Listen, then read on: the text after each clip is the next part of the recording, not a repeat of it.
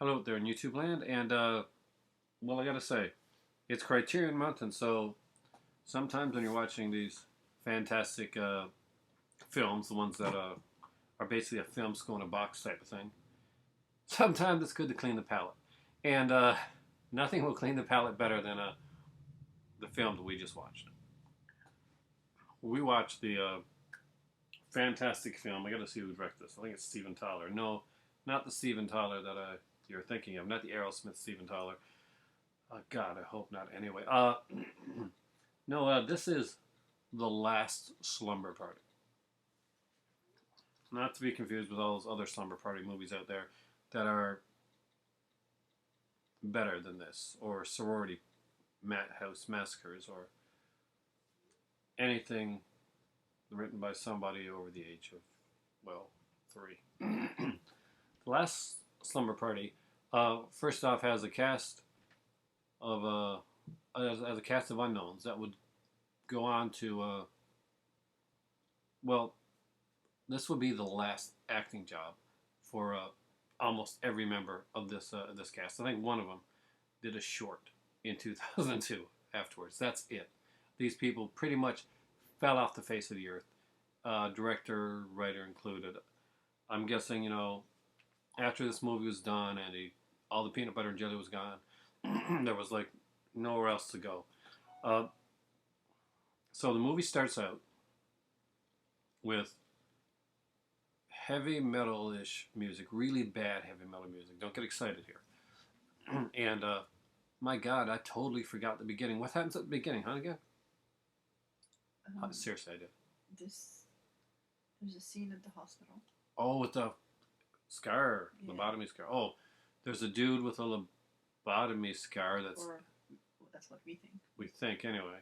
That's in the picking up a scalpel.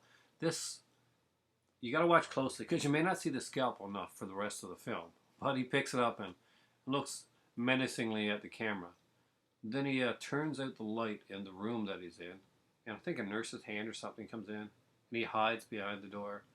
And by hides behind the door, I mean gets extremely right in front of the door, so that if anybody moves the door at all, they're going to know somebody's in there, because they're going to bang into his body. But hey, that doesn't matter, because we're going to cut to another scene now. And this scene is going to be, well, talking about a guy that's getting a lobotomy. And there's this doctor named Dr. Stickler. And he is a charisma vacuum. He sucks the life out of every. There's no life in this movie, but if there was any life in this movie, he would suck it out. This guy, the second he comes on screen, you want to go to the washroom or something. Just it's horrible, but you can't stop watching because he's really, really horrible. And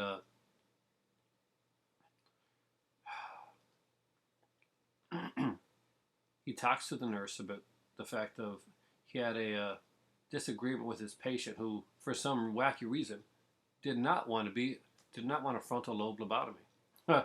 Go figure. He takes it as this was like a little disagreement that they had, and then he goes into the room, and the patient jumps up, but then they all put him back down again because 3 people come in, nobody gets hurt, and yeah. And then it goes to another scene, which makes no sense. By the way, if this doesn't make sense to you, if this is not the most cohesive review, that's because this is not the most cohesive film. Later on, he comes back in to check on the patient, and by check on, I mean open up the door and look inside, and not notice the difference between a sleeping patient and a bunch of blankets bundled up under a sheet. Yeah, I'm serious. Your kids. That happens a few times actually in the movie. Yeah, your kids escaping for like a party. You probably get it before this guy here would. And he's a doctor at a mental hospital or something like that. So I'm not sure why all this. Yes, a mental hospital. I'm not sure why those scalpels and stuff are. A lot of lobotomies going there, I guess. This is one weird mental hospital. Anyway, this is not the story. Next, we have the Halloween scene, and I truly mean the Halloween scene. Remember that scene in Halloween with Jamie Lee Curtis and PJ Souls, and they're all walking down and you know, she's saying totally a lot. And there's the three of them, and they're talking about like Halloween. Well, this is the exact same scene, except they're talking about having a slumber party at this girl named Linda's house. And Linda, I think, is the oldest actress of the lot. And I mean, when I say oldest actress, I mean she seems like she might be older than the actress that's playing her mom in the film. Now,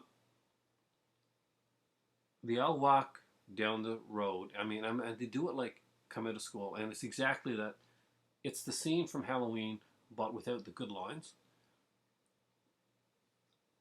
So at the end of this scene, and by the way, the director does not know when to end the scene, because this scene ends, all right, with and both girls go off in separate directions with Linda left there.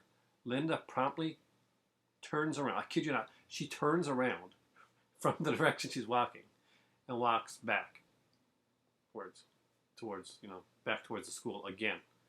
I'm guessing somebody was supposed to cut around that spot, but they forgot to, and they just left the camera rolling for a while because she keeps on walking for a bit before the camera stops, and it fades into to another scene. Around this time, we also meet the three boys that are going to be in this film.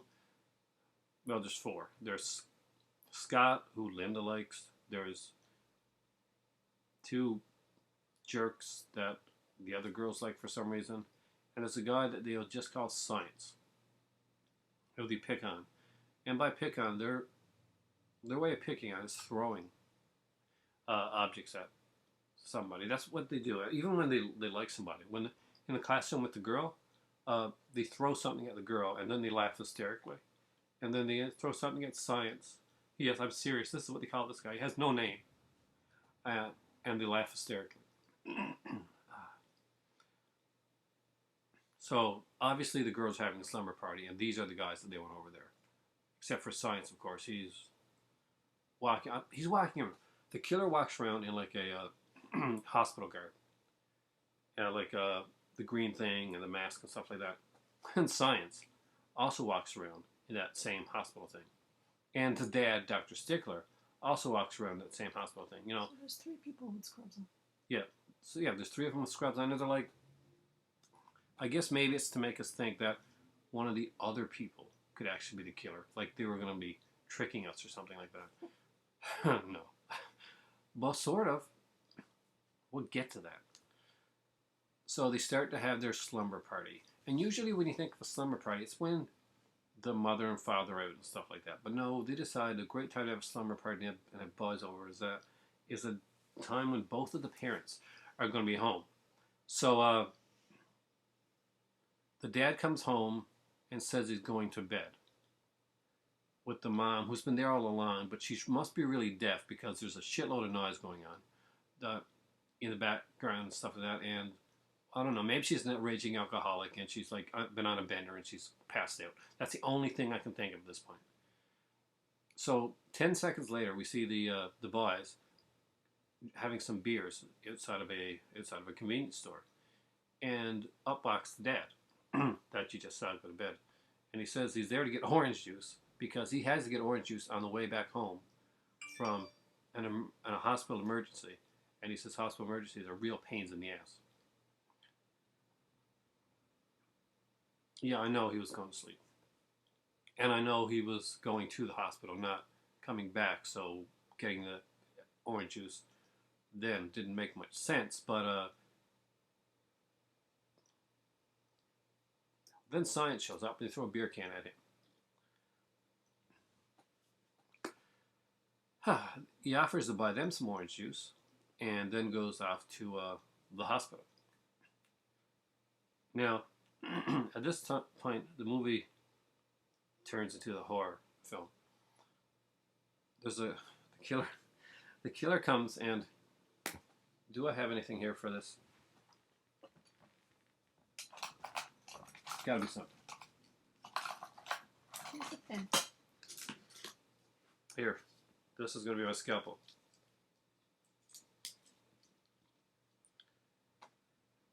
I swear, like 60% of this movie is this. If I had a mask or something. Fuck it.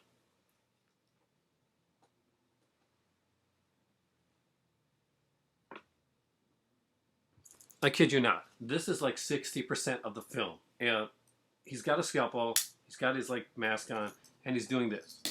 It's the same scene shown over and over again. Imagine watching me do that for like 70 something minutes, like I just did. Uh, so people get killed off in the most hilarious ways. He has his scalpel apparently squirts blood out of it, you know, like the ones you buy in the store, because you literally see it squirting out of the scalpel and not like there. There are times in the movie when he goes to cut a throat and kind of misses, doesn't hit the squirt part right, so he only gets it in the second half. Uh, let's get to the ending anyway. So everybody's dead except for this one girl that Never leaves the house. yeah, she goes. She sees that there's a dead person outside the door. So you know what she's going to do? No, not she's not going to scream.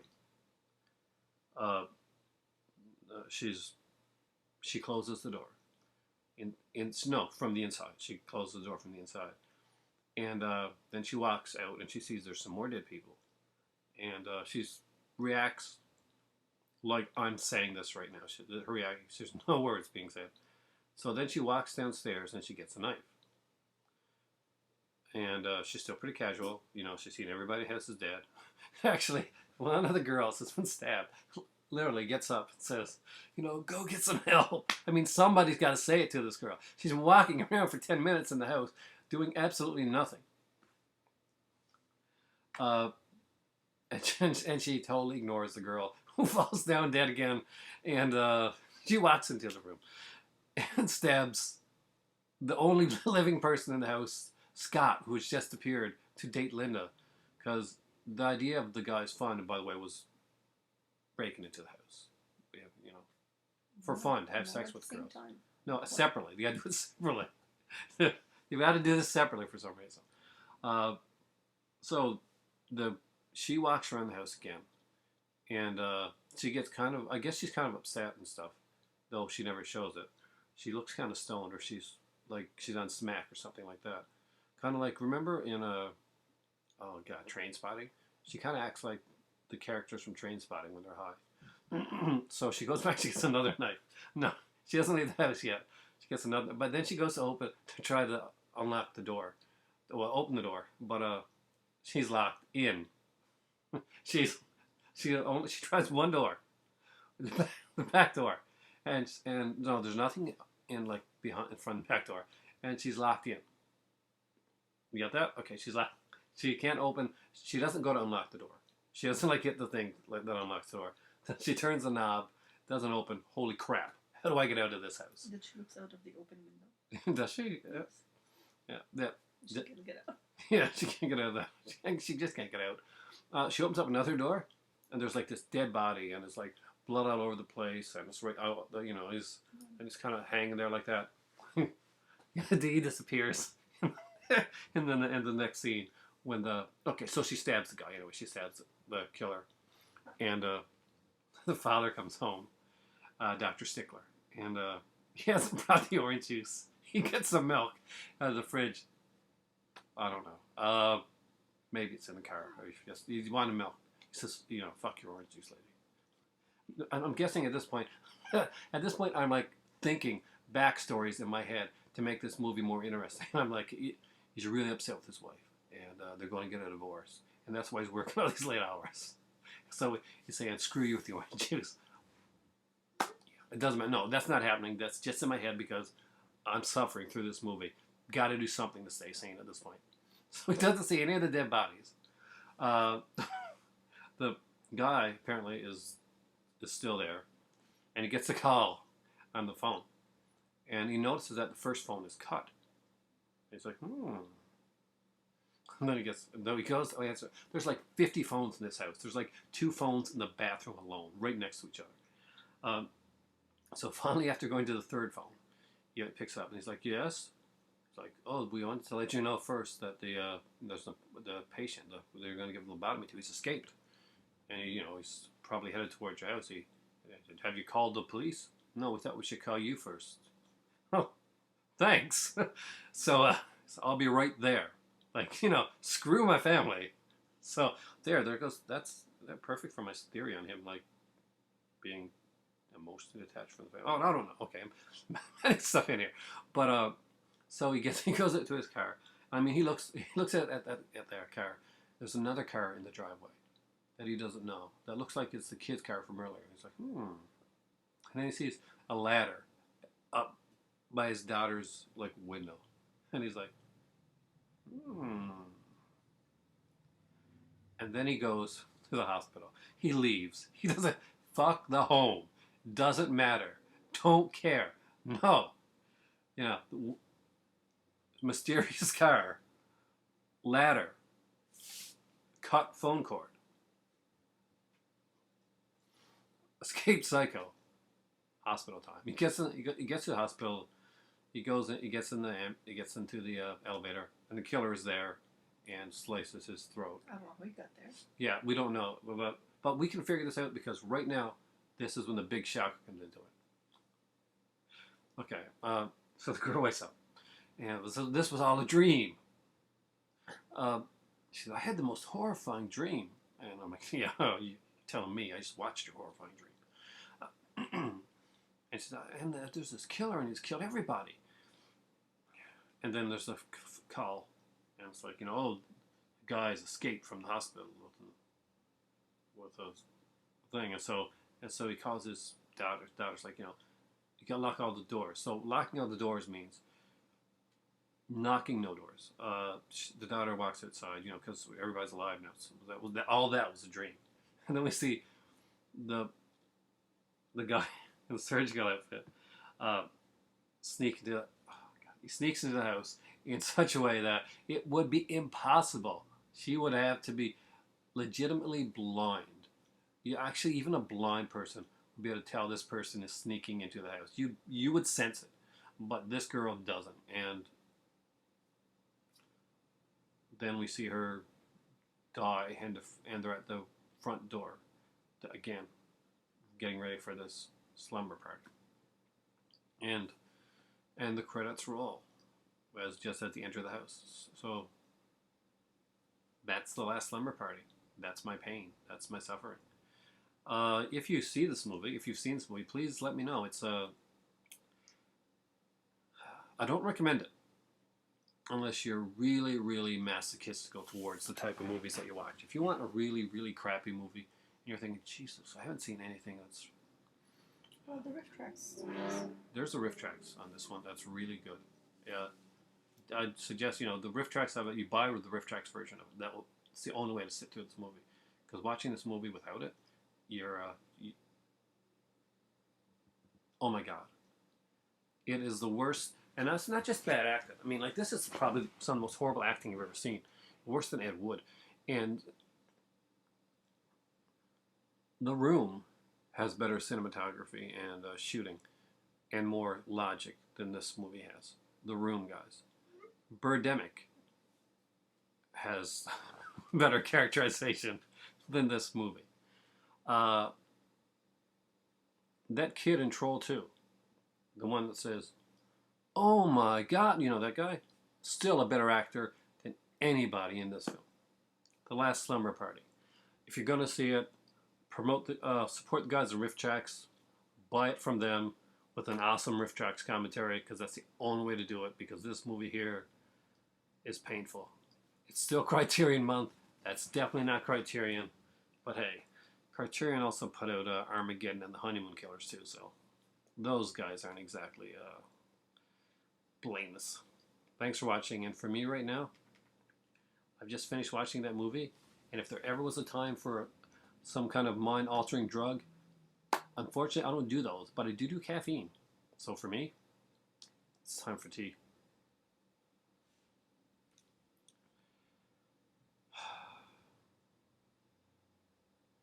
Last Slumber.